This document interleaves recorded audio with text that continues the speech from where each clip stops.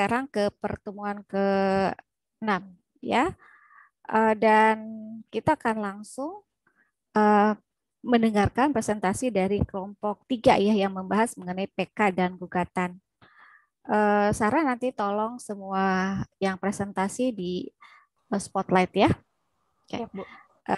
Baik untuk kelompok 3 silakan untuk memulai presentasinya. Izin share screen ya, Bu. Ya.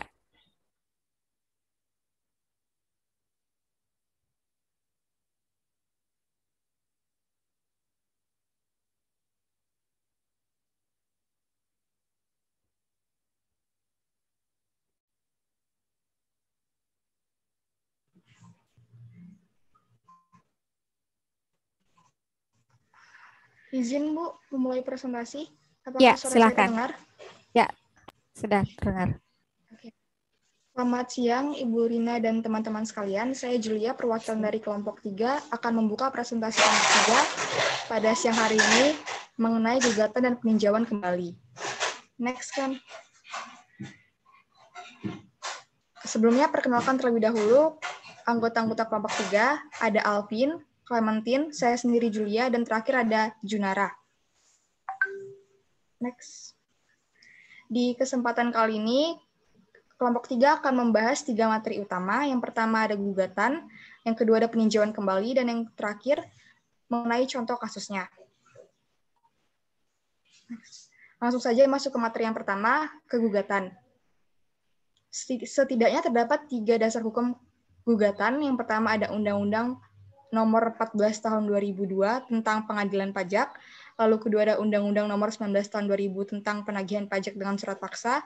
Dan ketiga ada Surat Edaran Nomor 8/PP/2020 tentang penjelasan mengenai tanggal batas jangka waktu pengajuan banding dan gugatan yang disampaikan secara langsung berdasarkan Surat Edaran Ketua Pengadilan Pajak. Next. Selanjutnya mengenai pengertian gugatan. Gugatan singkatnya itu kalau berdasarkan pasal 1 angka 7 Undang-Undang Nomor 14 Tahun 2002 adalah suatu upaya hukum yang dapat diajukan oleh wajib pajak atau penanggung pajak terhadap pelaksanaan penagihan pajak atau terhadap keputusan yang dapat diajukan gugatan. Next. Lalu apa saja yang bisa diajukan gugatan oleh wajib pajak atau penanggung pajak? Terdapat 4 poin utama mengenai objek gugatan. Yang pertama ada pelaksanaan atas surat paksa, SPMP, dan pengumuman lelang.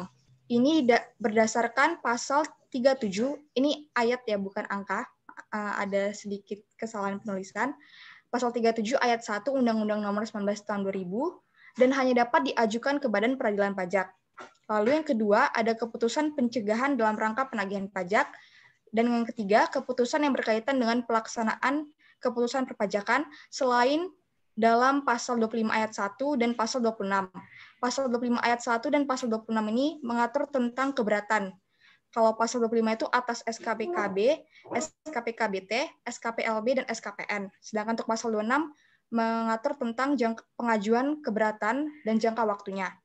Ini tuh berdasarkan pasal 23 ayat 2 Undang-Undang KUP dan hanya dapat diajukan ke Badan Peradilan Pajak. Lalu yang terakhir atas pelaksanaan penyanderaan. Ini hanya dapat diajukan ke Pengadilan Negeri. Next.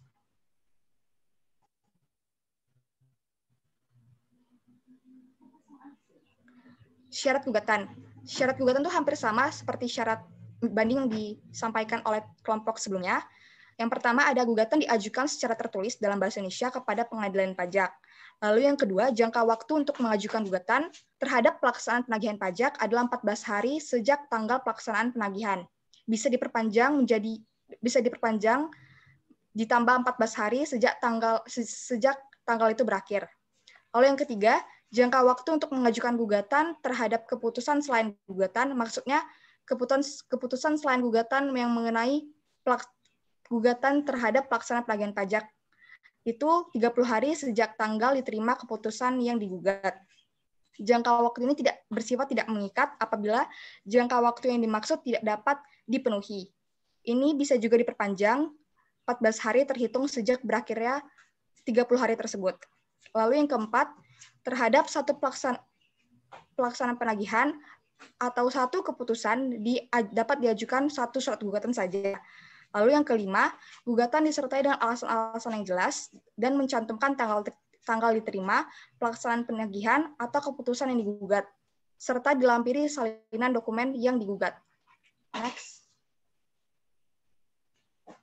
Ini jangka waktu pengajuan gugatannya itu 14 hari sejak pemberitaan surat paksa untuk surat paksa, sejak pembuatan berita acara pelaksanaan sita untuk SPMP, dan 14 hari sejak pengumuman lelang untuk pengumuman lelang. Next. Siapa saja pihak yang dapat mengajukan gugatan? Terdapat 3 pihak yang dapat mengajukan gugatan. Itu secara garis besar ada 3. Yang pertama ada penggugat, ada 4 maksudnya. Ada penggugat, ahli warisnya, seorang pengurus atau kuasa hukumnya. Yang mana kalau atas kuasa hukum itu harus disertai alasan-alasan yang jelas dan mencantumkan tanggal diterima, pelaksanaan penagihan atau keputusan digugat, serta dilampiri salinan dokumen yang digugat. Kedua, apabila selama proses gugatan penggugat meninggal dunia, gugatan dapat dilanjutkan oleh ahli warisnya, kuasa hukum dari ahli waris tersebut atau pengampunya dalam hal penggugat pilot. Lalu yang ketiga, apabila selama proses gugatan penggugat melakukan penggabungan, peleburan, pemecahan atau pemekaran usaha atau likuidasi, permohonan yang dimaksud dapat dilanjutkan oleh pihak yang menerima pertanggungjawaban atas kegiatan-kegiatan tersebut. Next. Cara penyampaian gugatan bisa dilakukan dengan 2 cara. Yang pertama diantar langsung dan disampaikan melalui loket penerimaan surat pengadilan pajak atau dengan cara mengirimnya melalui ekspedisi tercatat atau pos tercatat.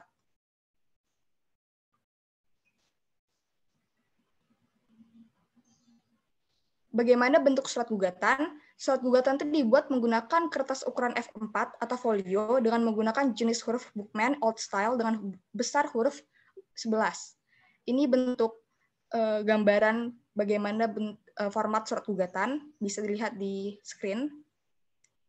Next. Jadi dia punya beberapa poin dalam surat gugatan itu, ada mengenai objek gugatannya, mengenai pokok sengketa dan alasan gugatan, lalu ada kesimpulan dari penggugatnya. Next. Selanjutnya akan dilanjutkan oleh teman saya, Alvin. Oke, terima kasih Julia atas pembukaannya dan paparannya di pembukaan materi. Selanjutnya akan dilanjutkan oleh saya, yaitu mulai dari ketentuan dalam gugatan serta sampai hal-hal yang wajib yang perlu diketahui ketika gugatan. Yang pertama, pelaksanaan gugatan itu tidak menunda atau menghalangi dilaksanakannya penagihan pajak atau kewajiban perpajakan. Jadi apabila mengajukan gugatan itu penagihan pajak itu akan selalu dilakukan oleh pihak dari Direktorat Jenderal Pajak itu sendiri. Selanjutnya ada penggugat dapat mengajukan permohonan agar tindak lanjut pelaksanaan penagihan pajak ditunda selama pemeriksaan.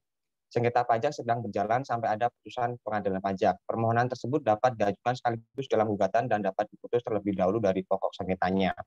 Yang selanjutnya, permohonan atas penundaan tindak lanjut pelaksanaan penagihan pajak dapat dikabulkan hanya apabila terhadap keadaan yang sangat mendesak yang mengakibatkan kepentingan penggugat sangat dirugikan jika pelaksanaan penagihan pajak yang dibuat itu dilaksanakan. Oke, selanjutnya. Nah, pemohon gugatan juga mempunyai hak ya teman-teman. Yang pertama adalah pemohon gugatan dapat melengkapi surat gugatannya untuk memenuhi ketentuan yang berlaku sepanjang masih dalam jangka waktu 14 hari sejak diterima keputusan yang digugat. Jadi apabila diterima keputusan yang digugat itu katakanlah tanggal 2 Januari, berarti tanggal 15 terakhir untuk melengkapi surat gugatannya. Jadi dikurangin 1 ya. Itu. Terus pemohonan gugatan dapat memasukkan surat bantahan dalam jangka waktu 30 hari sejak tanggal terima salinan surat uraian gugatan. Ini juga sama sejak diterima ya teman-teman. Jadi ditambah dulu 30 baru dikurangkan 1 hari seperti itu. Nomor 3, dapat hadir dalam persidangan guna memberikan keterangan lisan atau bukti-bukti yang diperlukan sepanjang memberitahukan kepada Ketua Pengadilan Pajak secara tertulis. Jadi sebelum hadir dalam persidangan itu memberitahukan dulu kepada ketua pengadilan pajaknya dengan menggunakan secara tertulis, menggunakan surat seperti itu, agar bisa datang dan memberikan keterangan lisan atau bukti-bukti yang diperlukan dalam rangka gugatan tadi. Nomor 4, dapat hadir dalam sidang pembacaan putusan. Yang selanjutnya dapat didampingi atau diwakili oleh kuasa hukum yang telah terdaftar atau mendapat izin kuasa hukum dari ketua pengadilan pajak. Dan nomor 6 yang terakhir dapat meminta kepada majelis kehadiran saksi. Selanjutnya, nah, hal yang perlu diketahui, pengadilan pajak meminta surat tanggapan atau ST kepada tergugat dalam jangka waktu 14 hari sejak tanggal diterima surat gugatan lengkap. Jadi kalau belum lengkap, pengadilan jangka waktu ini belum terhitung ya teman-teman, belum mulai terhitung sebelum surat gugatannya itu lengkap. Dalam hal pemohon gugatan melengkapi surat atau dokumen susulan, jangka waktu 14 hari itu dihitung sejak tanggal diterimanya surat atau dokumen susulan dimaksud. Nah, jadi kan tadi belum lengkap. Ketika waktu masih dilengkapi, itu mulai berhitungnya 14 hari itu, baru ketika dokumennya susulan itu baru diterima, itu baru dihitung 14 harinya, seperti itu. Nomor 3, tergugat menyerahkan surat tanggapan kepada pengadilan pajak dalam jangka waktu 1 bulan sejak tanggal dikirim permintaan surat tanggapan. Nomor 4, salinan surat tanggapan oleh pengadilan pajak dikirimkan kepada pemohon gugatan dalam jangka waktu 14 hari sejak tanggal diterima. Jadi salinannya itu dikirimkan ya teman-teman ke pemohon gugatannya itu oleh pengadilan pajak. Nomor 5, pemohon gugatan memberikan bantahan atas surat tanggapan yang diterimanya dalam jangka waktu 1 bulan sejak tanggal dikirim permintaan surat bantahan. Dan yang terakhir, meskipun tergugat atau pemohon gugatan tidak memenuhi ketentuan sebagaimana dimaksud angka 3, yaitu 1 bulan tadi menyerahkan surat tanggapan, dan juga angka 5 yaitu 1 bulan tidak dikirimkan bantahan, memberikan bantahan, pengadilan pajak tetap melakukan pemeriksaan gugatan. Nah, itu ada sedikit ya teman-teman, ada huruf A-nya di situ. Oke, next.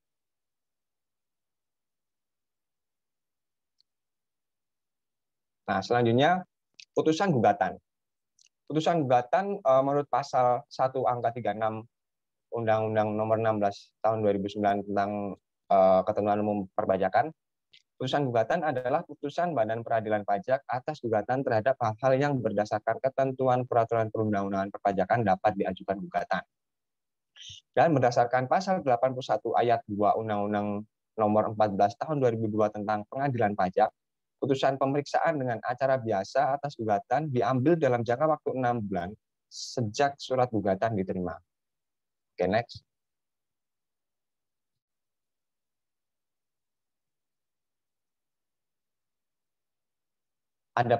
Selanjutnya kita membahas tentang putusan gugatan. Jadi putusan penggugatan dalam pengadilan pajak itu dapat ada 5 teman-teman. Ada 5. Yang pertama adalah menolak. Yang kedua, mengabulkan sebagian atau seluruhnya. Nomor 3, menambah pajak yang harus dibayar. Yang 4, tidak dapat diterima. Yang terakhir adalah membatalkan gugatan. Oke, next.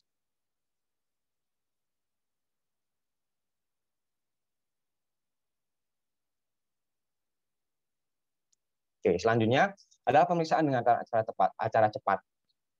Pemeriksaan dengan acara cepat ini dilakukan dalam hal gugatan yang diajukan selain atas keputusan pelaksanaan penagihan pajak tidak diputus dalam jangka waktu tersebut di atas ya teman-teman, sesuai dengan pasal 43 Undang-Undang Pengadilan Pajak.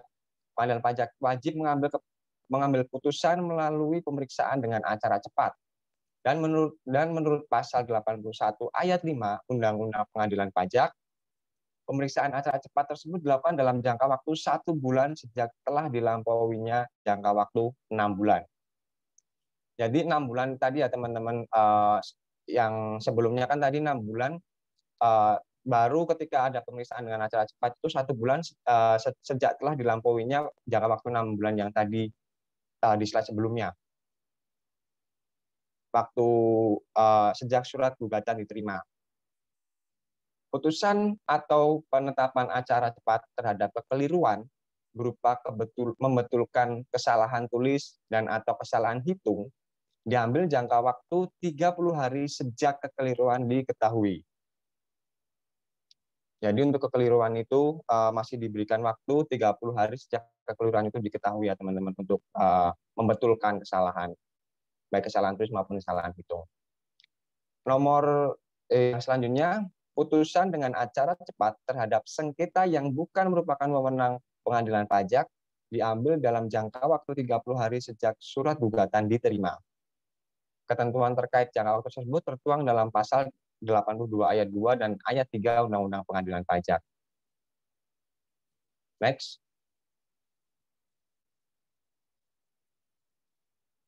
Nah, selanjutnya ada materi muatan dalam putusan gugatan. Seperti kelompok kemarin, ini mungkin hampir sama ya. Isinya dari putusan gugatan itu ada 10 pokok inti dari materi muatannya. Yang pertama ada kepala putusan yang berbunyi demi keadilan berdasarkan ketuhanan yang Maha Esa. Ada 2 nama tempat tinggal atau tempat kediaman dan atau identitas lainnya dari pemohon banding atau penggugat. Pemohon gugatan ya teman-teman, mohon maaf. Nama jabatan dan alamat terbanding atau tergugat, hari tanggal diterimanya banding atau gugatan, ringkasan banding atau gugatan, dan ringkasan surat uraian banding atau surat tanggapan atau surat bantahan yang jelas ya teman-teman. Nomor 6, pertimbangan dan penilaian setiap bukti yang diajukan dan hal yang terjadi dalam persidangan selama sengketa itu diperiksa. Yang ke-7, pokok sengketa. Pokok sengketanya itu adalah sengketa itu tentang hal apa, seperti itu, tentang hal apa. Kenapa kok ada sengketa itu gitu. Nomor 8, alasan hukum yang menjadi dasar putusan. Nah, ini pasti wajib ya, karena tidak mungkin keputusan hukum tapi nggak ada alasan hukumnya atau nggak ada dasar hukumnya. Seperti itu. Nomor 9, amar putusan tentang sengketa. Yang nomor 10, hari tanggal putusan, nama hakim yang memutus, nama panitera, dan keterangan tentang hadir atau tidak hadirnya para pihak. Oke, selanjutnya.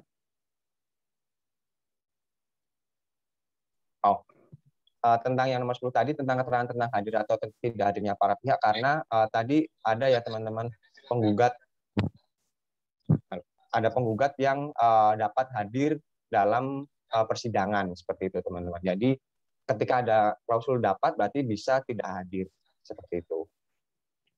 Selanjutnya Nah, sekarang kita akan ke gugatan dalam pajak daerah. Gugatan dalam pajak daerah ini mempunyai dasar hukum itu Undang-Undang Nomor 51 Tahun 2009 sebagaimana telah diubah terakhir dengan Undang-Undang Nomor 9 Tahun 2004 tentang Peradilan Tata Usaha Negara. PTUN. Mohon maaf ini terbalik ya teman-teman. Undang-Undang Nomor 9 Tahun 2004 sebagaimana telah diubah terakhir dengan Undang-Undang Nomor 51 Tahun 2009 tentang Peradilan Tata Usaha Negara, junto Peraturan Mahkamah Agung Nomor 6 Tahun 2018 tentang pedoman penyelesaian sengketa administrasi pemerintahan setelah menempuh upaya administratif atau biasa disingkat Perma 6 tahun 2018.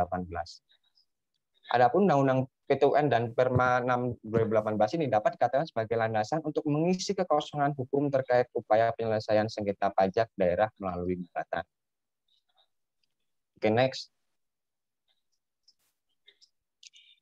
Nah, ini hal-hal yang perlu diketahui dari gugatan dalam pajak daerah ya teman-teman. Nah, gugatan dalam pajak daerah ini diajukan kepada PTUN berwenang yang daerah hukumnya mencakup tempat kedudukan tergugat. Jadi tergugat itu terletaknya di mana? Ketika tergugatnya itu dia tempat kedudukannya ada di katakanlah di Solo, ya mengajukannya di PTUN Solo teman-teman. Nggak bisa di PTUN Semarang ataupun di Papua atau dimanapun tidak bisa ya. Adapun tergugat merujuk kepada pejabat pemerintahan yang berwenang mengeluarkan KTUN keputusan tata usaha negara dan penggugat ialah pihak wajib pajak. Nomor 2, gugatan tersebut harus memuat 3 hal. Pertama, nama, kewarganegaraan, tempat tinggal, dan pekerjaan penggugat atau kuasanya. Boleh dengan kuasa ya teman-teman. Kedua, yaitu nama jabatan, tempat kedudukan, dan tempat kedudukan tergugat. Yang ketiga, dasar gugatan dan hal yang diminta untuk diputuskan oleh pengadilan. Nah, ini yang terpenting ya, karena kenapa kok kamu menggugat, itu dasarnya apa, dan hal apa yang kamu inginkan untuk diputuskan dalam pengadilan ini. Tuh. Nomor 3, bisa dibacakan yang ketiga tadi adalah pokok dari gugatan itu sih, pokok dari gugatan dalam pajak daerah tadi. Nomor 3, apabila gugatan dibuat dan ditandatangani oleh seorang kuasa penggugat, maka gugatan harus disertai surat kuasa yang sah ya teman-teman. Nomor 4, tenggang waktu pengajuan gugatan di PT UN dihitung 90 hari sejak keputusan diterima atau diumumkan oleh badan atau pejabat administrasi pemerintahan.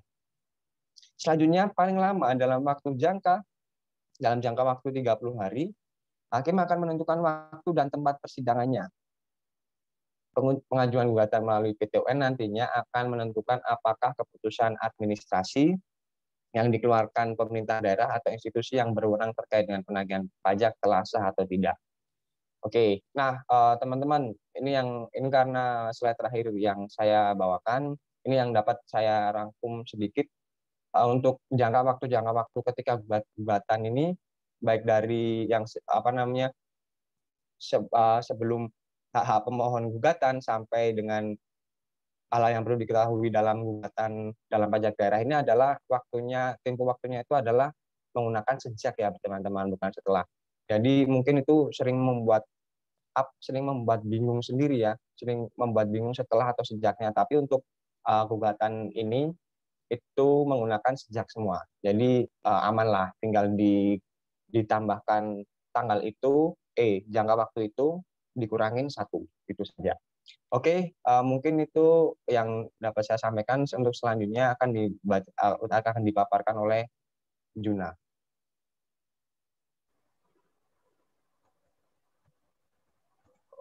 Ya, selanjutnya saya akan membahas mengenai peninjauan kembali. Nah, peninjauan kembali ini dapat diajukan apabila seorang wajib pajak masih belum puas dengan putusan banding. Wajib pajak tersebut masih memiliki hak untuk mengajukan peninjauan kembali kepada Mahkamah Agung.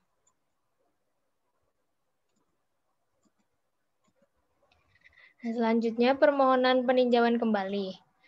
Peninjauan kembali ini hanya dapat diajukan 1 kali kepada Mahkamah Agung melalui pengadilan pajak. Yang kedua, permohonan peninjauan kembali tidak menangguhkan atau menghentikan pelaksanaan putusan pengadilan pajak. Dan yang ketiga, permohonan peninjauan kembali dapat dicabut sebelum diputus. Dan dalam hal sudah dicabut, permohonan peninjauan kembali tersebut tidak dapat diajukan lagi. Selanjutnya, alasan dan jangka waktu pengajuan peninjauan kembali. Yang pertama, apabila putusan pengadilan pajak didasarkan pada suatu kebohongan atau tipu muslihat pihak lawan yang diketahui setelah perkaranya diputus, atau didasarkan pada bukti-bukti yang kemudian oleh hakim pidana dinyatakan palsu. Nah, berdasarkan alasan pengajuan ini dapat diajukan paling lambat 3 bulan terhitung sejak diketahuinya kebohongan atau tipu muslihat atau sejak putusan hakim pengadilan pidana memperoleh kekuatan hukum tetap. Yang kedua, alasan pengajuan apabila terdapat bukti tertulis baru yang penting dan bersifat menentukan, yang apabila diketahui pada tahap persidangan di pengadilan pajak akan menghasilkan putusan yang berbeda. Berdasarkan alasan tersebut dapat diajukan peninjauan kembali paling lambat 3 bulan terhitung sejak ditemukan surat-surat bukti yang hari dan tanggal ditemukannya harus dinyatakan di bawah sumpah dan disahkan oleh pejabat yang berwenang. Selanjutnya ada 3 alasan ini yang dapat diajukan dalam jangka waktu yang sama, yaitu 3 bulan sejak putusan dikirim. Yang pertama, apabila telah dikabulkan suatu hal yang tidak dituntut atau lebih daripada yang dituntut, kecuali yang diputus berdasarkan pasal 80 ayat 1 huruf B dan huruf C. Selanjutnya, apabila mengenai suatu bagian dari tuntutan belum diputus tanpa dipertimbangkan sebab-sebabnya. Dan yang kelima, apabila terdapat suatu putusan yang nyata-nyata tidak sesuai dengan ketentuan peraturan perundang-undangan yang berlaku. Alasan dan jangka waktu pengajuan ini dapat dilihat di pasal 91-92 Undang-Undang Nomor 14 Tahun 2002. Nah, selanjutnya jangka waktu putusan. Mahkamah Agung memeriksa dan memutus permohonan peninjauan kembali dengan ketentuan sebagai berikut. Pertama, dalam jangka waktu 6 bulan sejak permohonan peninjauan kembali diterima oleh Mahkamah Agung telah mengambil keputusan. Dalam hal pengadilan pajak mengambil putusan melalui pemeriksaan acara biasa. Yang kedua, dalam jangka waktu 1 bulan sejak permohonan peninjauan kembali diterima oleh Mahkamah Agung telah mengambil putusan. Dalam hal pengadilan pajak mengambil putusan melalui pemeriksaan acara cepat. Putusan atas permohonan peninjauan kembali ini harus diucapkan dalam sidang terbuka untuk umum. Selanjutnya akan dilanjutkan oleh Juna.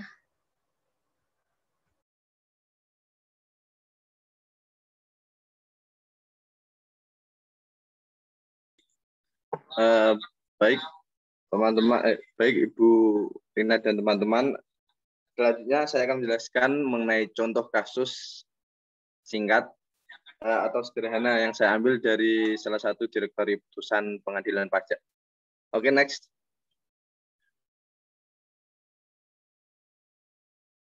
Misalnya, PT ABC mengajukan gugatan terhadap penerbitan surat ketetapan pajak kurang bayar penghasilan badan tahun pajak 2007, nomor XXX, tertanggal 31 Desember 2013.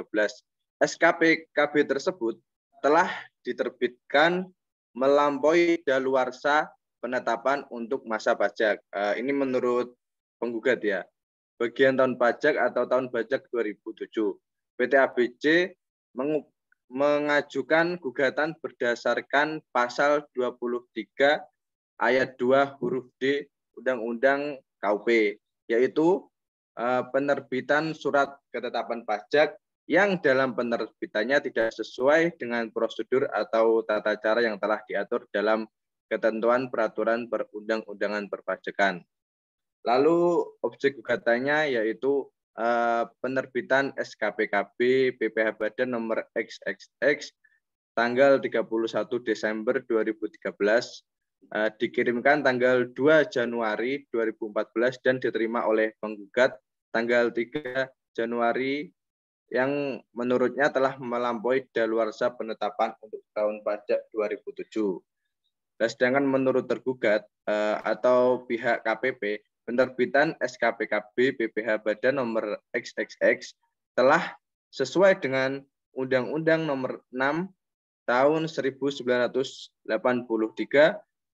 tentang ketentuan umum dan tata cara perpajakan sebagaimana telah diubah terakhir dengan Undang-Undang nomor 16 tahun 2019, Peraturan Pemerintah nomor 74 tahun 2011 dan Peraturan Kementerian Keuangan nomor 145 PMK 03 2012.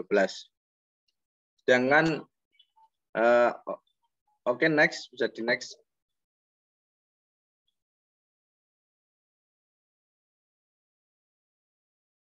Menurut majelis, yang pertama, daluarsa penetapan pajak tahun 2007 dan sebelumnya diatur dalam pasal 11 ayat 2 Undang-Undang nomor 6 tahun 1983 sebagaimana yang diubah dengan Undang-Undang nomor 28 tahun 2007 tentang ketentuan umum dan tata cara perpajakan, yaitu dikecualikan dari ketentuan sebagaimana dimaksud pada angka 1, daluarsa penetapan untuk masa pajak bagian tahun pajak atau tahun pajak 2007 dan sebelumnya selain penetapan sebagaimana dimaksud dalam pasal 13 ayat 5 atau pasal 15 ayat 5 berakhir paling lama pada akhir tahun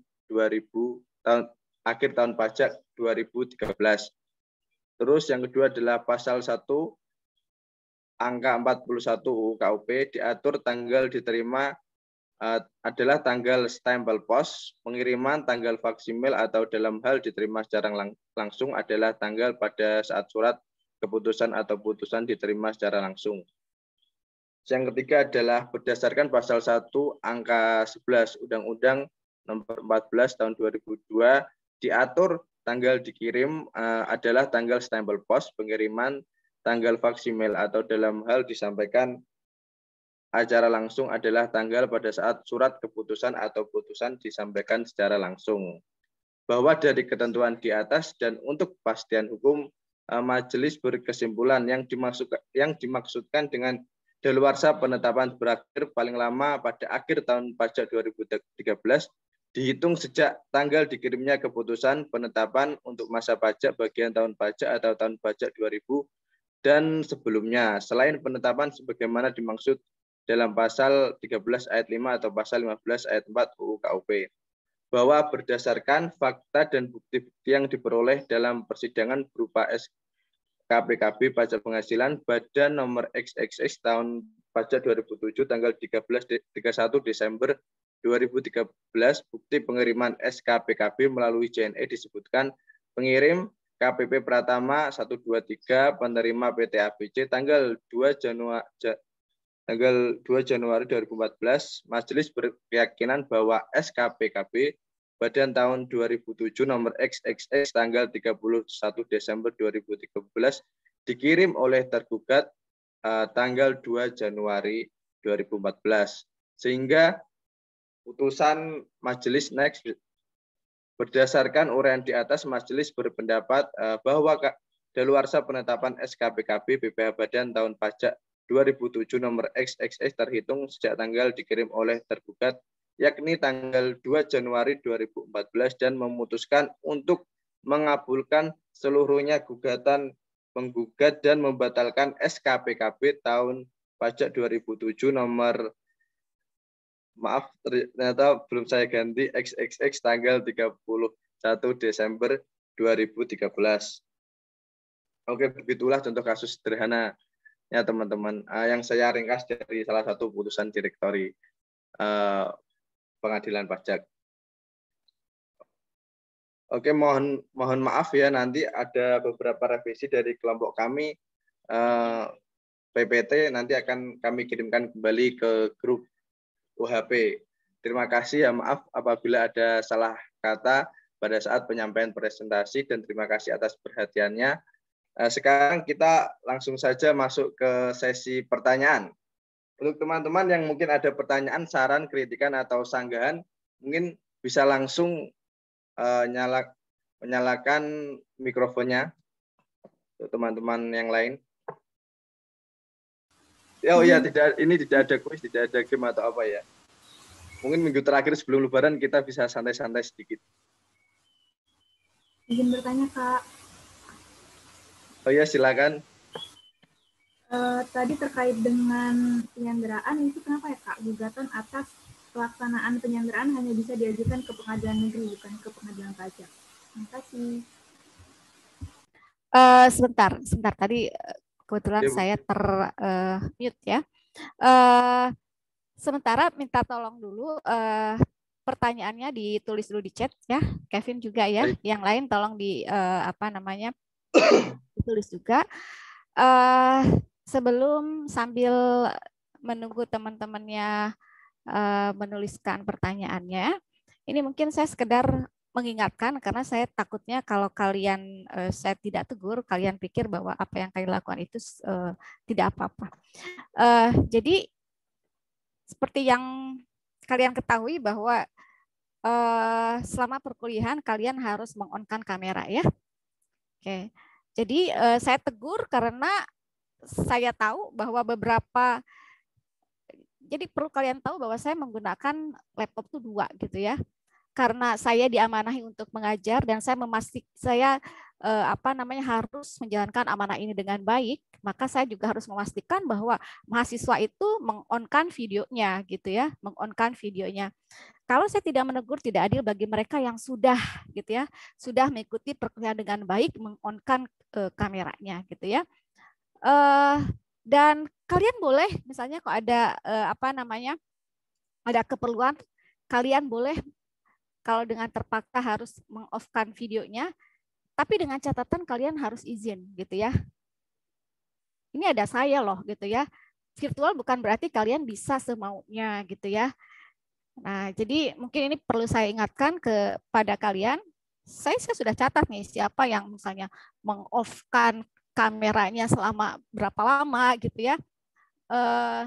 Saya pikir gitu ya, kalian, karena kalian kan sudah dewasa gitu ya, kemudian kalian mungkin kalau di perguruan tinggi yang lain hal-hal seperti ini mungkin tidak masalah, tetapi kan ini sekolah kedinasan gitu ya. Ketika ada aturan, maka aturan itu harus dipatuhi. Nanti gimana kalau kalian nanti bekerja? Ya, kalau misalnya ketika kalian bekerja, apalagi kedinasan ini PNS gitu ya, menyangkut pelayanan publik, kemudian ketika ada aturan kemudian kalian tidak melakukannya, apa yang terjadi gitu ya. Nah, jadi tolong gitu ya, tolong kalian bukan enggak ini gitu ya. Jadi kalau ada aturan, tolong, sebetulnya saya tidak enak gitu ya mengingatkan ini, karena kalian tuh semester 6 ya, tahulah yang namanya aturan, kalian sudah dewasa gitu ya. Nah, jadi saya khawatir gitu kalau kalian mencuri-curi kesempatan gitu ya, nanti kalau kerja bagaimana gitu ya. Apalagi sebagai pelayanan publik gitu ya, banyak hal yang rawan gitu ya terkait dengan ini. Nah, itu jangan pernah lakukan itu gitu ya. Saya sebagai dosen bisa saja nih saya matikan gitu ya, tapi saya tidak lakukan gitu. Ya karena tidak etis gitu kalau saya melakukan ini. Ya. Jadi jangan coba melanggar aturan bahkan untuk hal-hal yang kecil sekalipun. Ya, karena kesalahan besar itu dimulai dari kesalahan kecil. Ya, misalnya kalian coba-coba tidur gitu ketika kuliah, tiba-tiba saya melakukan kuis gitu. Kalian ketiduran gitu. Sepele sih, cuma tidur gitu ya. Tapi yang terjadi gitu ya, kalian tidak bisa ikut kuis misalnya gitu ya. Dan kemudian akhirnya misalnya kalian tidak ikut kuis, kalian tidak lulus gitu ya. Hal sepele gitu, dimulai hal-hal yang sepele. Ya, jadi saya ingatkan, saya harap ini yang terakhir gitu ya buat saya gitu untuk mengingatkan ini, yang sampai terulang kembali jadi di kelas saya maupun di kelas yang lain, dan nanti ketika kalian bekerja juga jangan pernah coba-coba gitu ya, jangan pernah coba-coba melanggar aturan ya, hal yang kecil sekalipun jangan pernah, karena kesalahan besar itu dimulai dari hal yang kecil ya. Oke, baik, silakan. Kevin mana tadi? Silakan semua menuliskan menuliskan pertanyaannya ya.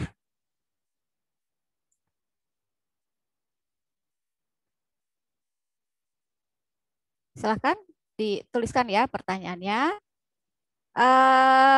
Kemudian sambil saya mengomentari presentasi, mungkin ada beberapa hal yang saya ingin klarifikasi dari teman-teman yang presentasi. Minta tolong share screen-nya di itu lagi, jangan. Tadi yang share screen siapa ya? Saya lupa.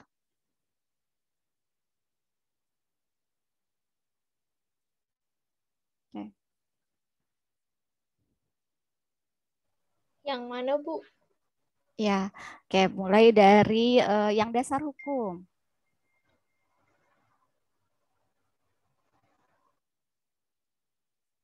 Coba ada komentar dari teman-temannya yang lain mengenai dasar hukum ini? Silakan sebelum saya mengomentari. Harusnya teman-teman yang lain juga.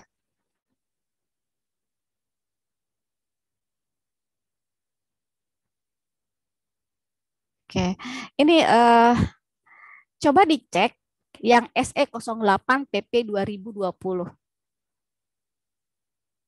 Tadi siapa yang presentasi mengenai dasar hukum? Saya, Bu. Julia ya, Julia. Oke. Itu isinya tentang apa sih, Julia? SE 08 itu. Jangka waktu pengajuan bandingan gugatan, Bu. Sebenarnya Iya. dia di tahun 2017 kalau nggak salah, ini diubah yang paling terbaru, Bu. Iya. Kenapa nggak dicantumin? Saya mikirnya yang paling baru aja, Bu, yang saya cantumin. Ini yang paling baru, bukannya ada yang tadi, yang setelah ini ada kan? Oh iya, setelahnya ada lagi, Bu. Tadi saya dibilangin dari 2017 ada lagi, Bu. Dari 17 ada, dari 20 ada, terus tahun 2020. Setelah ini ada lagi. Ini kan karena pandemi kan. Kalau yang ini SE 08 itu karena pandemi, yang di bulan apa tuh? Tahu nggak isinya? Bulan Maret kok nggak salah. Iya, bulan Maret. Nah, setelah itu ada lagi yang di bulan Juni. Saya dapatnya yang ini, Bu. Iya, kurang berarti, maaf, Bu. Ya, nanti pokoknya saya sekedar mengingatkan bahwa ketika mengecek itu kan selalu dilihat apakah ini masih berlaku atau tidak gitu ya. Oke. Makasih, Ya. Bu. Ya. Kemudian saya lihat di halaman berapa ya? Yang menyebutkan Undang-Undang Nomor 16 dasar hukum apa ya itu? Saya kurang tahu. Ada nggak?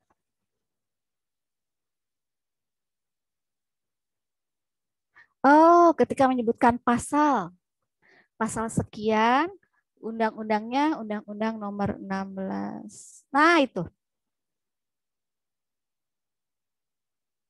Iya. Saya, Bu. Iya, Mungkin ada ya. koreksi, Bu. Ya, gimana tuh? Seharusnya menyebutkan Pasal 1 angka 36 Undang-Undang Nomor 6 tahun 1983 tentang ketentuan umum dan tata cara perpajakan sebagaimana telah diubah terakhir dengan Undang-Undang Nomor 16 tahun 2009 tentang ketentuan umum dan tata cara perpajakan. Seperti itu, Bu. bukan Mohon maaf. dong. Nomor yang Undang-Undang Nomor 10 tahun. Kasih Ciptaker yang baru, Bu. Ya, 11 tentang tahun Cipta Kerja. 2020. Tentang Cipta Ya. Kerja itu dalam kurung Undang-Undang KUP gitu ya. Mungkin saya kalau saya ya, jadi kalau yang dimaksud dengan saya kayaknya udah beberapa kali deh ya. Oh iya, maaf, mohon maaf, Bu. Kuliah keberapa nih? Jadi yang dimaksud dengan Undang-Undang KUP sekarang ya, Undang-Undang KUP itu yaitu Undang-Undang Nomor 6 tahun 1983 tentang ketentuan umum dan tata cara perpajakan sebagaimana telah diubah beberapa kali terakhir dengan Undang-Undang Nomor 16 tahun 2009. Sebagaimana telah diubah ya dengan Undang-Undang Nomor 11 tahun 2020 tentang Cipta Kerja. Nah, itu yang dimaksud dengan Undang-Undang KUP saat ini. Oh, oke. Ya, baik, itu yang kasih, namanya Bu. Ya itu yang namanya Undang-Undang KUP itu gitu ya sekarang. Kalau dulu kan semua ada Undang-Undang Cipta Kerja sebenarnya telah diubah beberapa kali dengan Undang-Undang Nomor 16 tahun 2009. Seperti itu. Ya. Ya. Baik, terima kasih, Bu. Koreksinya. Ya, kemudian tadi saya mendengar nih, saya mau tanya Clementine. Clementine, kalau PK itu siapa yang mengajukan? Wajib pajak yang habis dapat putusan banding belum puas, Bu. Belum puas itu. Baik, yang lain ada komentar nggak atas pernyataannya Clementine? Izin menjawab, Bu. Ya. Kalau menurut saya itu kalau misalnya untuk ke peninjauan kembali itu bisa dari dua belah pihak, bisa memang dari penanggung pajaknya atau wajib pajak, bisa juga dari Direktorat Jenderal Pajaknya. Iya, iya. Jadi Clementine atau yang lain gitu ya, peninjauan kembali itu bisa dilakukan oleh pihak-pihak yang bersengketa, ya. Jadi dua-duanya saya nggak tahu nih, Clementine mengutip itu dari mana nih? Itu tulisannya Clementine sendiri atau Clementine mengambil dari sumber apa tuh? Boleh saya tahu? Dari website pajak.go.id. Ya? Iya. Oke. Ya. Baik, tapi mungkin ini konteksnya mungkin ketika misalnya WP belum puas, dia bisa mengajukan banding. Tapi bukan berarti bahwa PK gitu ya. Tapi bukan berarti bahwa PK itu hanya bisa dilakukan oleh wajib pajak saja gitu ya. Jadi PK itu bisa dilakukan oleh pihak-pihak yang bersengketa gitu ya. Jadi dalam ini kalau misalnya dengan DJP berarti dengan kalau yang pihak yang bersengketa itu adalah wajib pajak dengan DJP, berarti baik wajib pajak maupun DJP bisa mengajukan PK. Kalau itu misalnya bea cukai, berarti wajib pajak maupun bea cukai gitu ya, DJBC itu bisa mengajukan PK. Atau misalnya ini konteksnya Pemda, berarti dalam ini wajib pajak dengan Pemda yang bisa mengajukan PK. Seperti itu ya. Oke. Baik, Bu. Ya. Baik, silakan. Sekarang sudah ada berapa pertanyaan nih? 1, 2.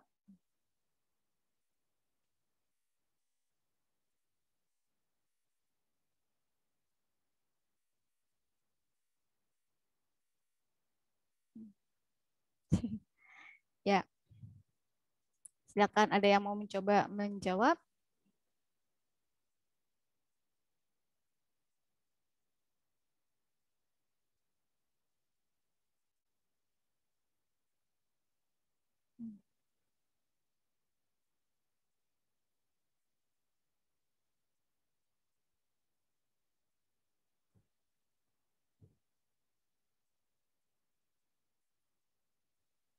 Silakan.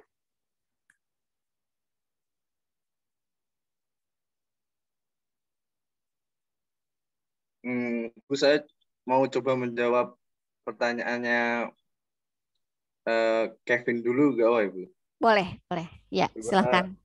Mengapa gugatan atas pelaksanaan penyanderaan hanya bisa diajukan ke pengadilan negeri?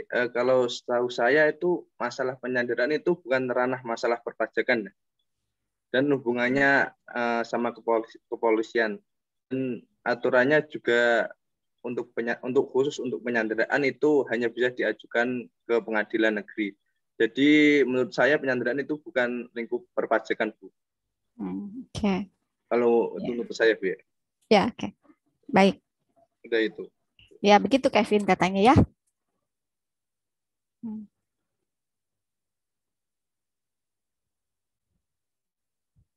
Ya, pelaksanaan penyanderaannya ya. Penyanderaan bukan yang melakukan, juga bukan DJP gitu ya. Jadi kalau pencegahan itu tetap masuk ke pengadilan pajak ya, Bu? Ya, itu kan surat keputusannya ya.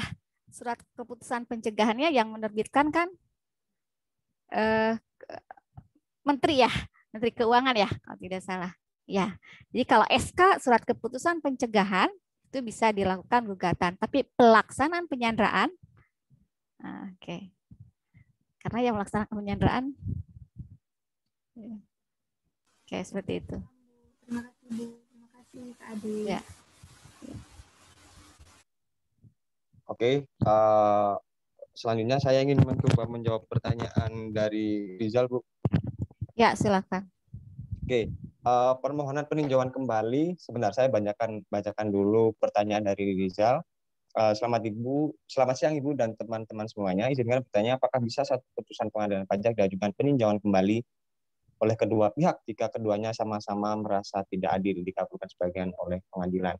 Nah, kembali ya, Zal, ini tadi di paparan kami untuk permohonan peninjauan kembali itu ada 3 ya. Permohonan peninjauan kembali hanya dapat diajukan 1 kali kepada Mahkamah Agung melalui pengadilan pajak. Nomor 2, permohonan peninjauan kembali tidak menangguhkan atau menghentikan pelaksanaan putusan pengadilan pajak. Permohonan peninjauan kembali dapat dicabut sebelum diputus dan dalam hal sudah dicabut permohonan peninjauan kembali tersebut tidak dapat diajukan lagi. Nah, di situ tidak ada klausul, hanya boleh diajukan oleh salah satu pihak saja. Hanya saja klausul hanya dapat diajukan 1 kali, tidak ada klausul menyatakan siapa yang hanya berhak hanya mengajukan itu gitu. Jadi baik dari pihak tergugat ataupun penggugat itu boleh untuk mengajukan peninjauan kembali, tapi maksimal hanya 1 kali saja, seperti itu. Baik, itu jawaban dari kelompok kami, Bu. Mungkin ada koreksi dari jawaban saya atau dari teman-teman yang lain mungkin ada pendapat. Oke, mungkin dari saya ada komentar atau dari teman-temannya yang lain ada yang mau menambahkan? Ya, logikanya gitu, Rizal, sebuah keputusan itu gitu ya, itu pasti apa namanya?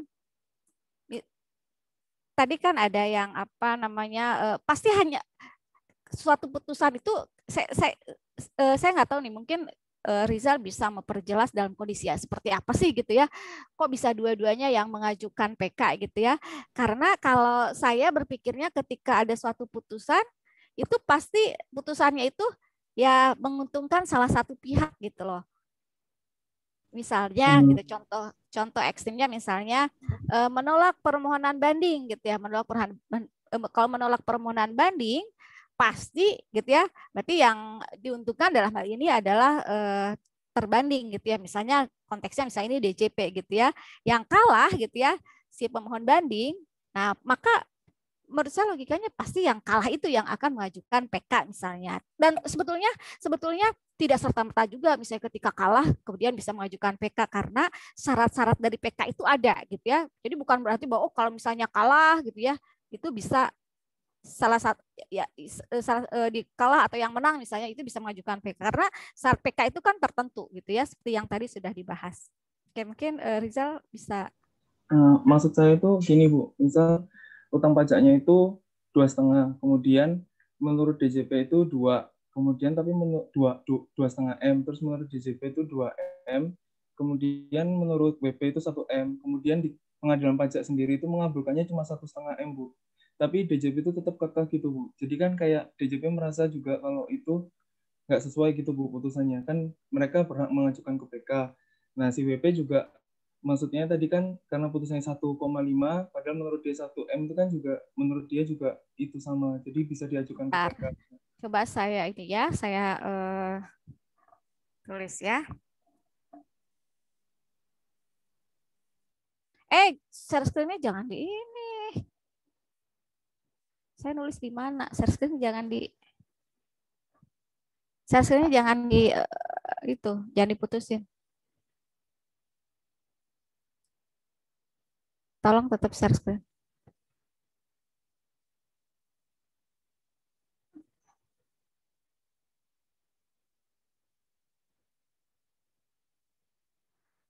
Gimana Rizal? Gimana?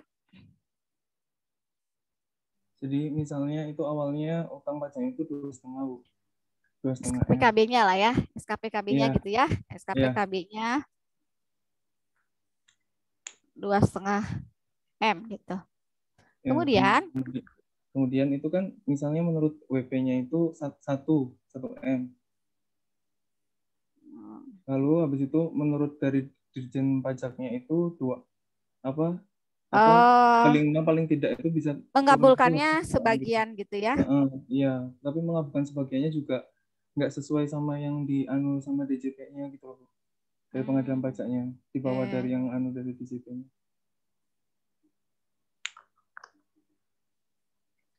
Mengabulkan sebagian gitu ya. Iya. Oke.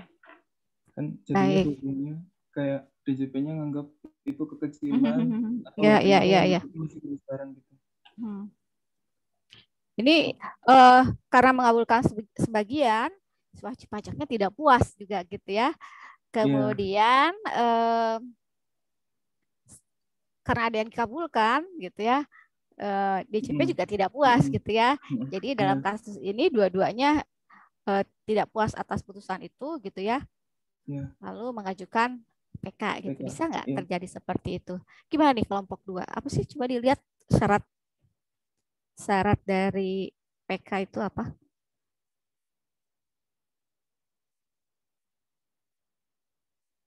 Silakan mungkin dibuka lagi di bagian syarat pengajuan PK, apa namanya? Kondisi-kondisi. Apa namanya? Ke bawah dong. PK kan itu nah, yang 5 kondisi. Bukan. Terus nah, itu alasan pengajuan PK ya. Nah, kira-kira nih Rizal, coba dibaca tuh. Alasan pengajuan PK itu ada 5 ya. Apabila putusan pengadilan pajak didasarkan pada suatu kebohongan atau tipu muslihat pihak lawan yang diketahui setelah perkaranya diputus. Jadi kalau misalnya ternyata ada tipu muslihat gitu ya. Oh, akhirnya hakim mengabulkan permohonan wajib pajak. Karena ternyata itu ada tipu muslihat yang dilakukan oleh wajib pajak gitu ya. Nah, yang baru diketahui setelah diputus. Itu yang pertama. Kemudian yang kedua, apabila terdapat bukti tertulis baru yang penting pada waktu persidangan, bukti itu nggak ada tuh ya, baru setelah diputus itu ada. Kalau misalnya bukti itu ada, maka hasilnya akan lain gitu ya. Kemudian yang ketiga, keempat, coba slide berikutnya. Yang ketiga tuh lawannya keempat ya. 3, apabila telah dikabulkan suatu hal yang tidak dituntut atau lebih daripada yang dituntut. Jadi permohonannya 4 gitu ya. Ada koreksinya tuh misalnya ada koreksinya 5. Dia cuma mengajukan banding atas 3. Yang 4 gitu ya diputus gitu ya. Padahal itu tidak diajukan. Kalau yang 4 kebalikannya nih. Dia mengajukan 4, yang diputus cuma 3, 1 nggak diputus gitu ya. Nah, yang kelima, apabila terdapat suatu putusan yang nyata tidak sesuai dengan ketentuan peraturan perundang-undangan yang berlaku. Jadi, untuk pengajuan PK, itu harus ada alasan ini. Jadi, bukan semata-mata, oh karena saya kalah, karena ini, gitu ya. Nah, mungkin yang paling banyak yang 5 ya. Terdapat suatu putusan yang nyata tidak sesuai dengan ketentuan peraturan perundang-undangan yang berlaku. Ya, kayaknya lebih banyak ke sana ya. Kalau yang 1, 2, 3, 4 mungkin ya jaranglah terjadi gitu ya. Nah, kasusnya yang kelima. Nah, jadi gimana nih teman-teman yang di presentasi? Kira-kira apa komentarnya tentang pertanyaan Rizal?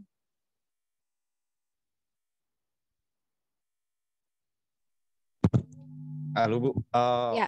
kalau menurut saya kedua belah pihak tetap bisa mengajukan peninjauan kembali karena dalam permohonannya sendiri itu tidak ada klausul siapa yang hanya boleh mengajukan peninjauan kembali, hanya terdapat klausul maksimal diajukan 1 kali. Jadi tidak ada siapa yang berhak atas 1 kali itu. Jadi jadi katakanlah penggugat itu boleh 1 kali dan tergugat boleh juga 1 kali, seperti itu Bu. Pokoknya Itu dari kelompok pihak yang kami. bersengketa ya, pihak-pihak Iya, yang Bu. bersengketa boleh mengajukan. Iya, PK. seperti itu Ya. jawaban dari kelompok kami. Ya, seperti itu Rizal ya. Ya, terima kasih Ibu sama Mas Alvin. Nah, ini menarik nih apa yang disampaikan oleh Alvin mengenai PK itu hanya bisa diajukan 1 kali.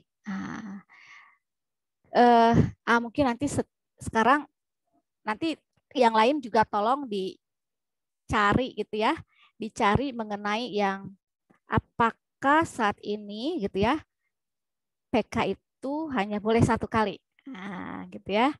Tolong di di searching di internet gitu ya. Nanti saya kalau suatu saat kita ketemu lagi, saya pengen nanti ada yang menyampaikan gitu ya mengenai PK 1 kali ini. Ya. Oke. Atau kalau misalnya sudah ada yang punya pendapat boleh. Oke, baik. Kemudian pertanyaan berikutnya, Kevin, Rizal, Andi Ahmad Ahyar. Izin Bu mencoba menjawab. Ya, silakan Yulia. Ahyar itu mengenai di slide 8 dijelaskan jangka waktu pengajuan gugatan terhadap keputusan selain gugatan itu 30 hari sejak diterima. Lalu di slide 15 dijelaskan dapat melengkapi surat gugatan sepanjang belum melewati jangka waktu 14 hari sejak diterima. Jadi sebenarnya klaim boleh dibuka di slide 8.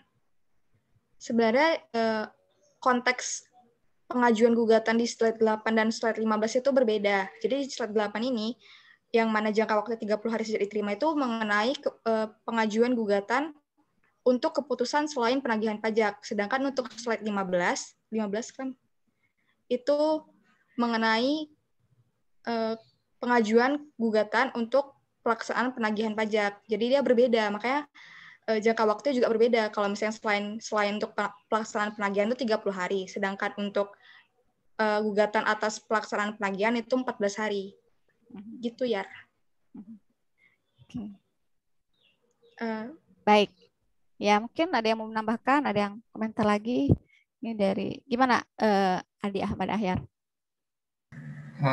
Berarti izin memastikan ya, berarti kalau yang atas keputusan selain gugatan itu 30 hari untuk bisa melakukan perbaikan ya?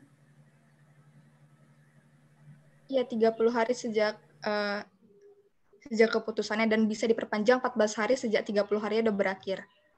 Jadi perpanjangannya sama-sama 14 hari. Tapi kalau untuk keputusan sejak penerimaannya itu beda. Jadi kalau yang selain 30 hari, kalau yang untuk terhadap pelaksanaan penagihan itu 14 hari. Oke, paham. Terima kasih teman-teman. Ya, Bu. Ya, oke. Baik. Ke pertanyaan berikutnya, siapa tuh?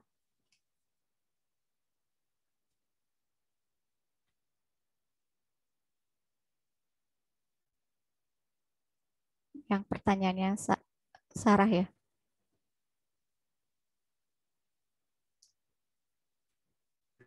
Sarah nanti minta tolong di itu ya, di save ya chatnya ya. Iya, siap, Bu. Terima kasih.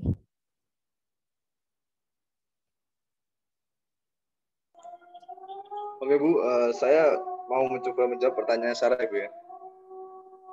Halo? Ya, silakan. Pertanyaannya tentang surat penolakan pemindah bukuan. Jika ada WB atau wajib pajak yang mengajukan gugatan atas ini, apakah termasuk ke dalam keputusan lain yang dapat diajukan gugatan? Untuk menjawab pertanyaan ini, kita coba lihat ke pasal 23 Undang-Undang nomor 28 tahun 2007, pasal 23 ayat 2 huruf C. Untuk gugatan wajib pajak atau penanggung pajak terhadap keputusan yang berkaitan dengan pelaksanaan keputusan perpajakan selain yang ditetapkan dalam pasal 25 ayat 1 dan pasal 26 itu berkaitan dengan keberatan Ibu. Kita di sini menyetet kata keputusan ya, keputusan. Terus kita lihat tadi pertanyaannya adalah surat permohonan pemindah bukuan. Saya searching di internet itu pemindah bukuan merupakan proses memindah bukukan penerimaan pajak untuk dibukukan pada penerimaan pajak yang sesuai. Proses pemindah bukuan ini dilakukan dalam hal terjadi kesalahan pembayaran atau penyetoran pajak. Kesalahan tersebut bisa terjadi baik dari wajib pajak, bank persepsi, pegawai DJP maupun pihak lain. Secara ringkas proses dapat dilakukan diantaranya dari satu masa pajak ke masa pajak lain. Permohonan pemindah bukuan diajukan menggunakan surat permohonan pemindah bukuan. Atas pembayaran atau penyetoran pajak yang telah dipindah bukuan tersebut akan diterbitkan di BPK. Dari sini kita tahu ya, ini tuh menurut saya bukan merupakan surat keputusan, tapi ini merupakan surat permohonan yang bukan merupakan objek gugatan pajak sesuai dengan pasal 23 Undang-Undang nomor 28 tahun 2007. Menurut saya begitu. Mungkin hanya bisa dilakukan pembetulan saja, bukan upaya hukum gugatan. Begitu Bu dari saya, Bu. Ya. Ya betul. Jadi gugatan juga ya ada objeknya tertentu yang bisa digugat itu. Nah, surat penolakan pemindah bukuan sendiri itu bukan merupakan keputusan yang berkaitan dengan perpajakan sehingga tidak merupakan objek gugatan seperti itu ya. Baik, seperti itu ya, Sarah ya.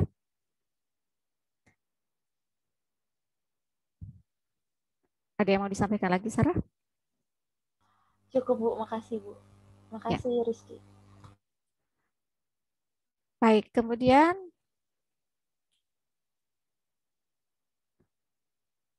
pertanyaan dari Faisatul Imanda ya.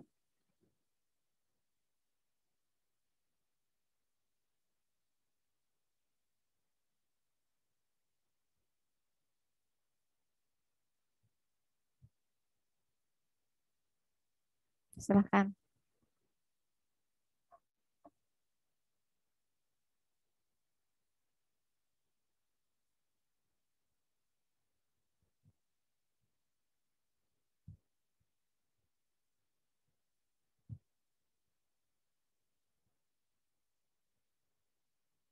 Ini kelompok yang kemarin membahas mengenai banding juga kalau mau bantu mencoba menjawab, silakan ya. Jawab pertanyaannya Faisatul Imanda.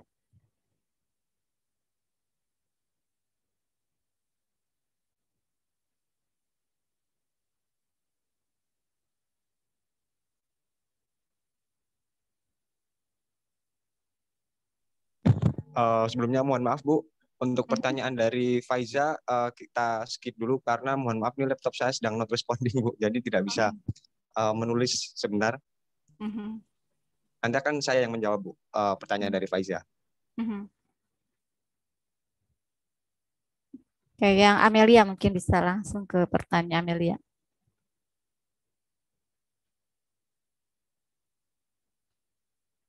Bagaimana cara pemohon untuk menyampaikan permohonan PK-nya? Tadi bahas ya.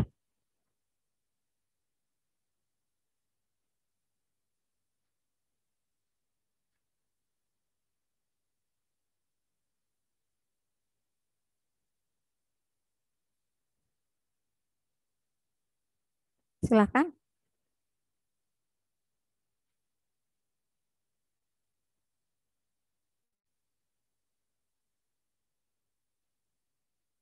Oh.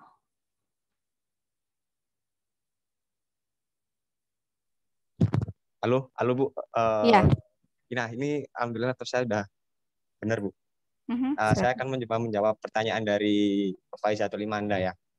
Sebelumnya saya membacakan dulu pertanyaan dari Faiza.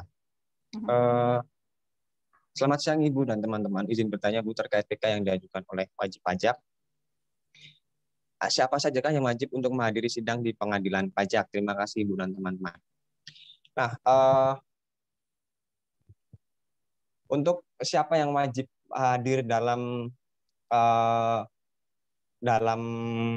pengadilan pajak, sidang pengadilan pajak itu, ini sesuai dengan undang-undang yang surat edaran yang baru ya, Faiza dan Bu Rina.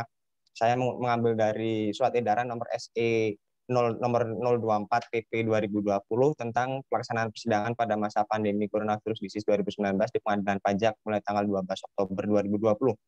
Nah, di sini ada yang hadir dalam satu ruang sidang pada setiap persidangan maksimal 10 orang yang meliputi 3 orang hakim, 3 orang hakim, 1 orang panitera pengganti, 1 orang pembantu panitera pengganti, 1 orang pelaksana, 2 orang yang mewakili pemohon banding atau penggugat, 2 orang yang mewakili terbanding atau tergugat, dan selain huruf A sampai dengan F atas persetujuan majelis atau hakim tunggal. Nah, di sini dapat saya simpulkan yang wajib hadir dalam persidangan itu yang pertama pastinya ada 3 hakim tadi, 1 orang panitera pengganti, 1 orang pembantu panitera pengganti, 1 orang pelaksana, 2 orang yang mewakili pemohon banding atau penggugat, 2 orang yang mewakili terbanding atau tergugat. Nah, di sini kenapa ada 2 orang yang mewakili pemohon banding atau penggugat dan 2 orang yang mewakili terbanding atau tergugat? Itu karena apa? Tadi dalam peninjauan kembali itu penggugat sendiri itu adalah berklausul dapat hadir dalam persidangan seperti itu, sehingga tidak wajib untuk hadir, bisa diwakilkan seperti itu. Begitu pula dengan terbanding dan tergugat, itu juga di sini dalam SE 024 PP 2020 ini itu juga ada klausul yang 2 orang yang mewakili terbanding. Jadi untuk terbanding atau tergugat, baik pembanding atau penggugatnya itu dapat hadir, tapi juga dapat juga diwakilkan. Nah, kembali lagi di paparan kami sebelumnya, yaitu ketika penggugat itu dapat hadir, ketika dia akan hadir, itu wajib memberitahukan kepada majelis hakimnya tadi, kepada majelis persidangan, maksudnya kepada majelis persidangan tadi. Seperti itu, Faiza.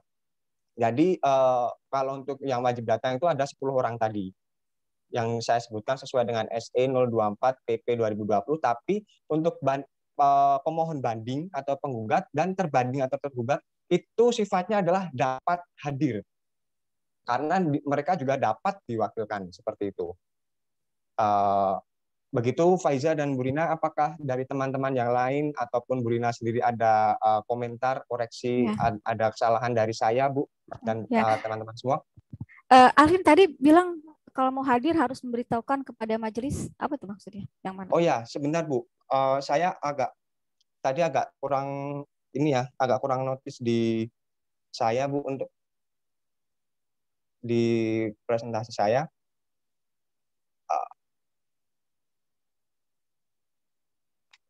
Pada saat tadi menjelaskan. Iya, karena saya tadi merujuk ke presentasi kelompok kami, tapi sebenarnya Bu ini laptop saya agak lemot.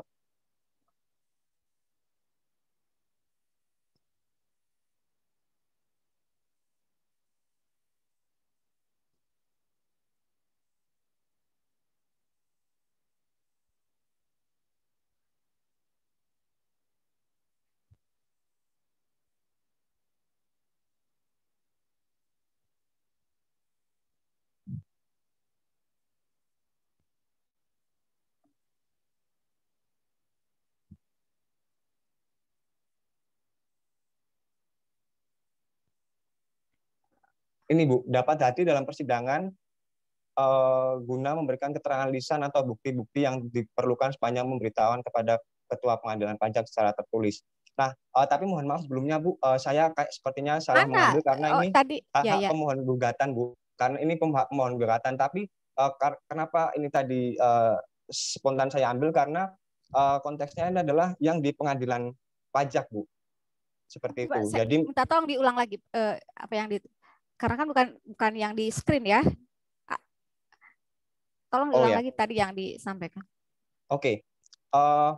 Sebentar, saya pindah screen dulu. Nah, ini saya ambil dasar hukumnya dari SE 24 PP 2020 tentang pelaksanaan sidang COVID tadi, Bu. Itu di ketentuannya di angka 5, yaitu yang hadir dalam satu ruang sidang pada setiap persidangan maksimal 10 orang, meliputi 3 orang hakim, 1 orang panitera pengganti, 1 orang pembantu panitera pengganti, 1 orang pelaksana, 2 orang yang mewakili pemohon banding atau penggugat, 2 orang yang mewakili terbanding atau tergugat, dan selain huruf A sampai dengan F atas persetujuan majelis atau hakim tunggal. Nah, jadi ini saya simpulkan. Yang maksud Alvin sampaikan itu yang selain itu gitu ya. Selain itu kalau mau hadir harus itu. Iya. Ya, tapi juga untuk pemohon bandingnya sendiri, Bu. Pemohon penggugatnya sendiri itu tadi. Karena kembali lagi di presentasi saya tadi, itu di slide ke-15, ini ada dapat hadir dalam persidangan guna memberikan keterangan lisan atau bukti-bukti yang diperlukan sepanjang memberitahukan pada Ketua Pengadilan Pajak secara tertulis. Nah, jadi yang saya simpulkan adalah penggugat sendiri atau tergugat itu sifatnya adalah dapat, Bu, dapat hadir, tapi dapat juga diwakilkan seperti itu. Dan itu, ketika mau hadir harus ngasih tahu gitu, menurut Alvin.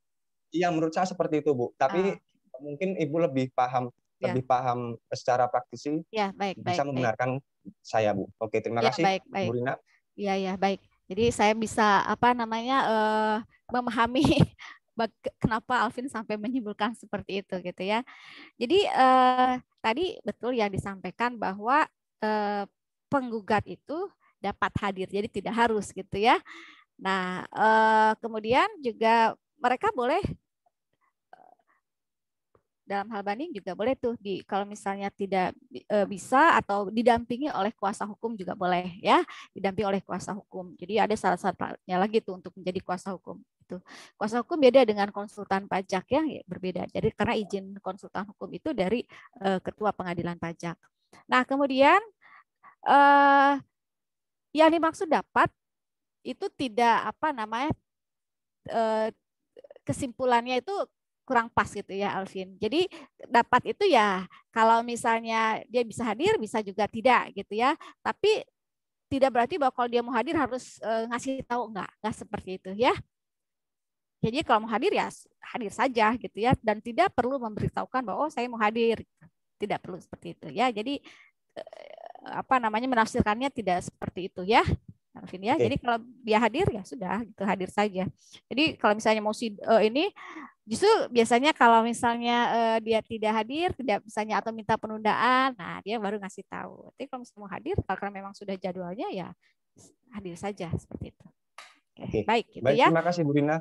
Ya. Bagaimana Faiza? Apakah sudah cukup memuaskan jawaban dari Bu Rina tentunya?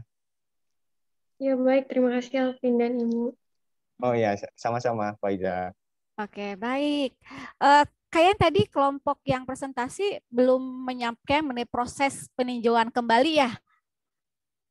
Prosesnya hanya baru ini. Mungkin makanya nih ada pertanyaan nih dari Amelia nih. Nah, silakan mungkin kelompok yang presentasi bisa memberikan penjelasan kepada Amel.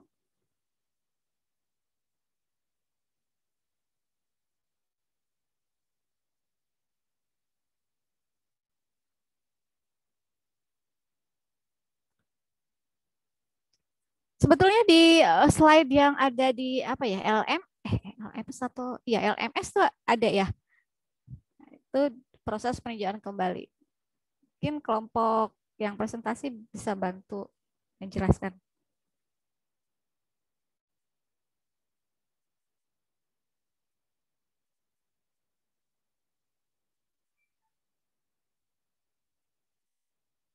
Atau yang lain? Ada yang bisa bantu menjelaskan?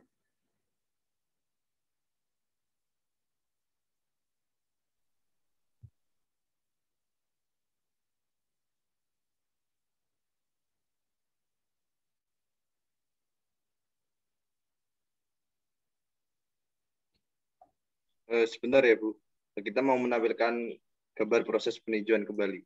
Ya, silakan.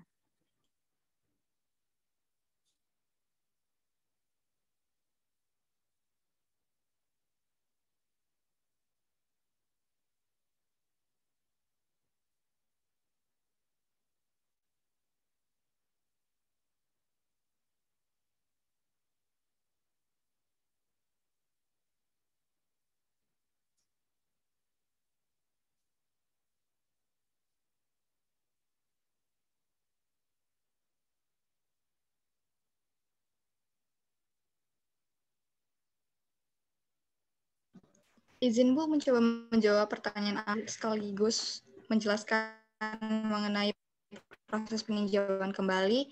Ini tuh kami dapat dari berdasarkan Undang-Undang Nomor 14 Tahun 2002 dan Peraturan Mahkamah Agung Nomor 03 Tahun 2002. Jadi ini ada 4 garis panah. Jadi pertama kita fokus dulu ke garis yang merah. Diawali dari pemohon peninjauan kembali, pemohon PK itu menyampaikan surat permohonan PK kepada pengadilan pajak dalam kurun waktu 3 bulan. Selanjutnya dari pengadilan pajak akan mengirimkan salinan surat permohonan PK tersebut ke termohon peninjauan kembali dalam kurun waktu 14 hari. Lalu dari termohon peninjauan kembali itu akan menyampaikan jawaban atau kontra memori PK kepada pengadilan pajak dalam kurun waktu 30 hari. Yang kemudian dari pengadilan pajak akan menyampaikan salinan jawaban tersebut kepada pemohon peninjauan kembali dalam kurun waktu 14 hari. Kemudian atas salinan putusan tersebut akan diberikan kepada pengadilan pajak lagi yang nantinya akan masuk ke Mahkamah Agung, ke ranah Mahkamah Agung. Di Mahkamah Agung, dari salinan putusan ini ditambah dengan bundel A dan tambah bundel B. Bundel A ini tuh adalah berkas banding atau gugatan, ditambah bundel B itu berkas peninjauan kembali, akan masuk ke Mahkamah Agung dalam kurun waktu 30 hari. Dari Mahkamah Agung nantinya akan diputus dalam jangka waktu 6 bulan sejak pemeriksaan dilakukan. Lalu hasilnya akan menjadi salinan putusan yang akan dibawa kembali ke pengadilan pajak dan nantinya akan diberikan kepada termohon peninjauan kembali dan kepada pemohon peninjauan kembali dalam waktu kurun 14 hari. Ya. Jadi yang kuning itu baru nih salinan putusannya itu ke pengadilan pajak. Nih pengadilan pajak dikasihkan ke peninjauan kembali ke pemohon, kemudian ke termohon gitu ya. Jadi setelah tadi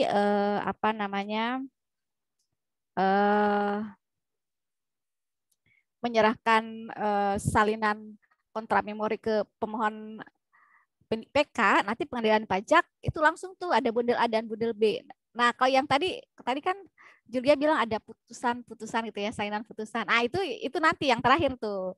Jadi kalau sudah ada putusan diterima oleh pengadilan pajak, putusan itu akan didistribusikan lagi ke pemohon dan ke termohon gitu, Julia. Jadi yang dikirimkan itu dari pengadilan pajak ke Mahkamah Agung itu hanya bundel A dan bundel B gitu ya.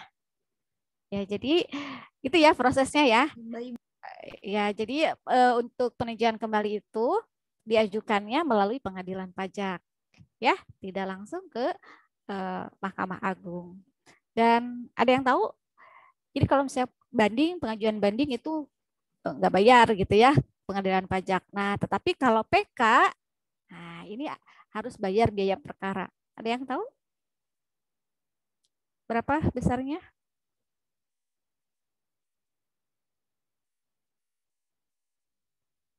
Berapa besarnya? Jadi kalau DJP, nah itu banyak juga tuh Direktorat Jenderal Pajak mengeluarkan ya biaya perkara untuk pengajuan PK ini karena yang diajukan PK-nya banyak gitu.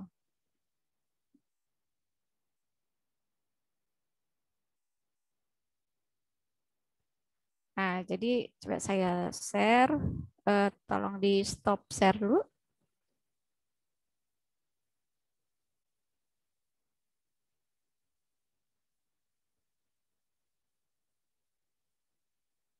Nah, ini ya, kalau kalian lihat nih, keputusan Mahkamah Agung tentang biaya perkara pada Mahkamah Agung. Nah, di sini ada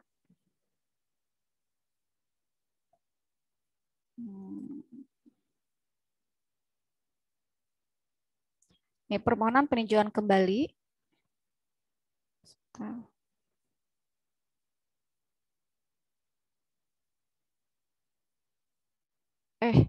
Salah, maaf. Saya mau cari ini.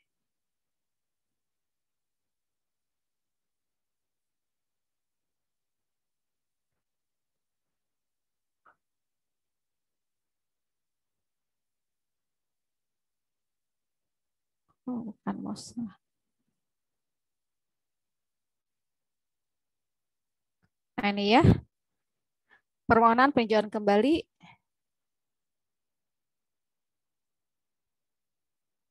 Biaya perkara permohonan kasus data umum, tata usaha negara, peninjauan kembali.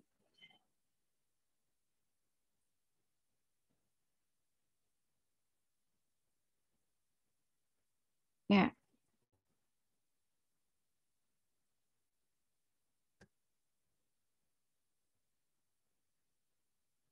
Ya, permohonan peninjauan kembali 2.500.000. Nah. Jadi itu ya. Ini sedikit tambahan dari saya.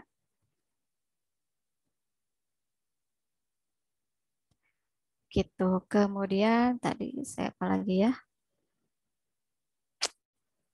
Lupa deh. Ya, mau saya tambahkan lagi.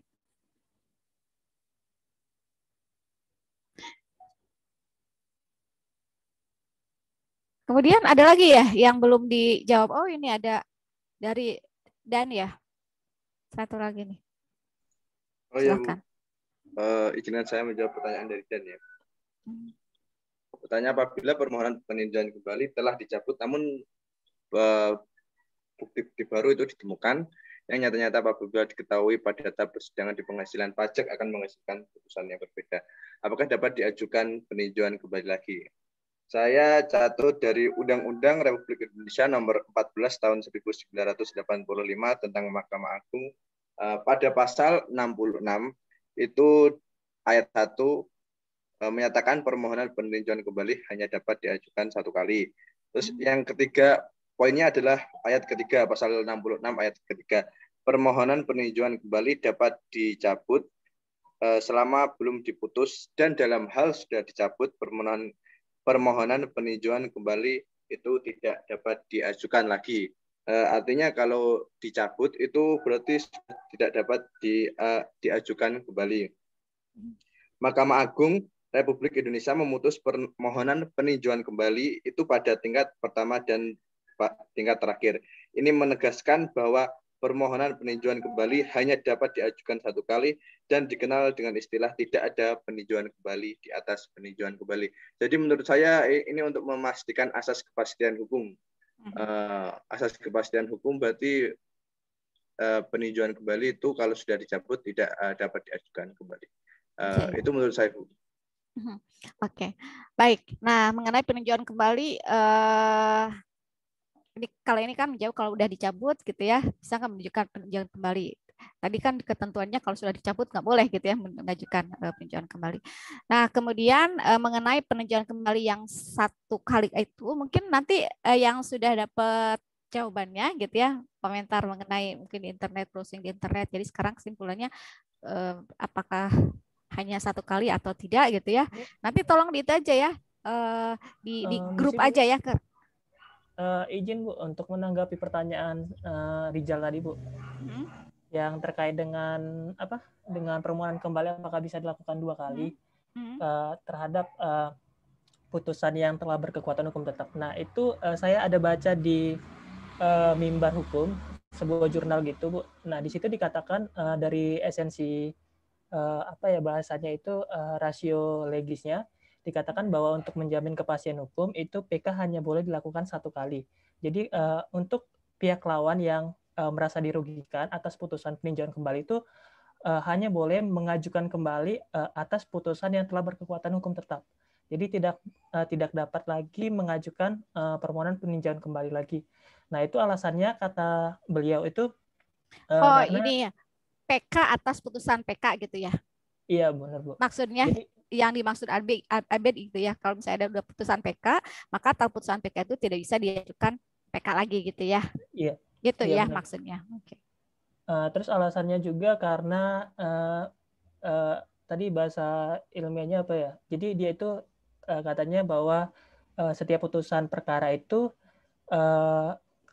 setiap sengketa perdata itu harus diberikan 1 putusan. Jadi untuk menjamin kepastian hukum dan juga unifikasi, jadi keseragaman kepastian hukum itu bahwa 1 perkara itu hanya diberikan kesempatan untuk melakukan peninjauan kembali itu hanya sekali.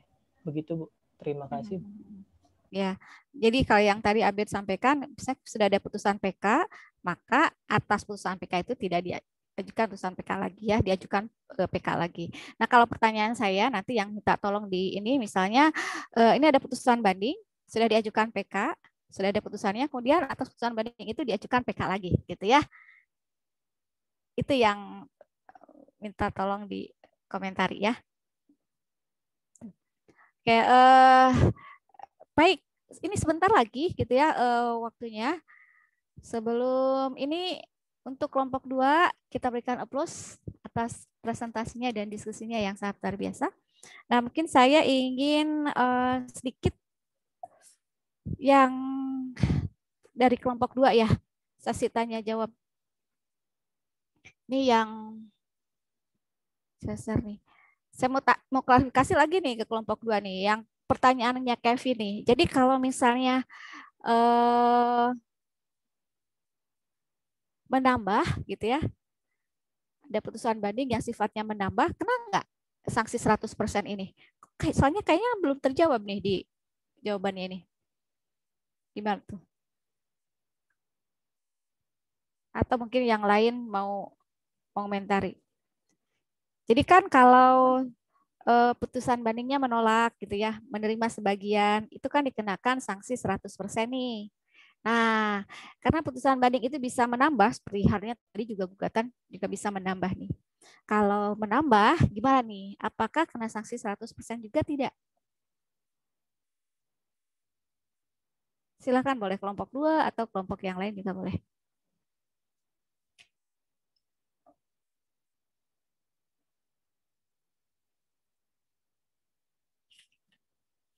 Kelompok 2 gimana?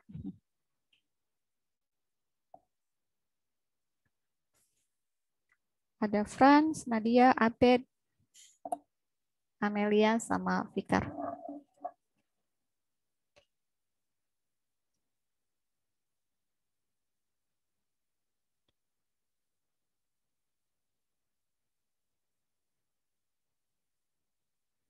Gimana?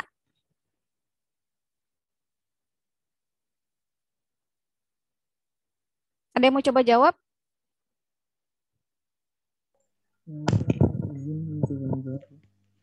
Ya, gimana Risa? Kalau berdasarkan dari pasal 32 PP nomor 74 tahun 2011 itu yang dikenakan 100% itu termasuk putusan yang sifatnya menambah, Bu. Dari nomor satunya menolak, mengabulkan sebagian, menambah, menentukan kesaksian tulis. Ya, betul. Jadi gitu ya. Jadi menolak, Menerima sebagian termasuk menambah itu kena sanksi 100%. Kemudian nih yang ini. Apakah dengan alasan yang sebutkan tadi pengadilan pajak tidak menggelar persidangan secara terbuka? Nih, mengenai banding dengan acara cepat. Ini dijawab tapi ini yang jawabnya siapa nih? Yang pertanyaan 3. Saya Bu yang jawab. Sebentar saya nggak lihat. Siapa? Saya Hirya Bu. Oh Hirya, oke. Gimana Hirya? Jadi gimana? Ada nggak sidangnya? Kalau sidangnya itu karena ini apa? Ketentuan yang berlaku di acara sidang dengan acara biasa itu juga berlaku di acara cepat gitu. Jadi saya berasumsi kalau itu nggak dilakukan sidang Bu. Tapi nggak dilakukan sidang, tapi putusannya dibacakan aja. Enggak, jadi yang namanya sidang acara cepat, sidang acara biasa berarti itu ada sidang. Itu yang dimaksud dengan sidang acara cepat, sidang acara biasa itu sidang, itu bersidang. Itu bersidang ya, Hirya yang lain. Nah, bedanya kalau sidang acara cepat biasanya itu hanya majelisnya hakimnya hanya 1. Ya, tapi kalau acara biasa lengkap tuh ada 3 gitu. Tapi bersidang seperti biasa gitu. Ya, nanti putusannya juga seperti itu ya Hirya ya dan yang lain ya. Oke. Siap, Bu. Terima kasih. Ya, oke. Baik, mungkin itu sedikit klarifikasi dari saya, tambahan informasi dari saya, mudah-mudahan bermanfaat. Dan karena waktunya yang sudah berakhir, ya, sebentar lagi. Jadi kita cukupkan untuk pertemuan kita hari ini dan karena sebentar lagi kita akan merayakan Idul Fitri, saya menyampaikan dengan segala kerendahan hati kalau ada hal-hal yang kurang berkenan, mohon maaf yang sebesar-besarnya ya. Oke, mungkin itu saja yang bisa saya sampaikan. Sampai ketemu lagi di pertemuan berikutnya. Ya, oke. Baik, saya izin itu ya. Saya end dulu. Terima kasih Bu. Terima kasih Bu. Ya, sama-sama. Terima kasih Bu.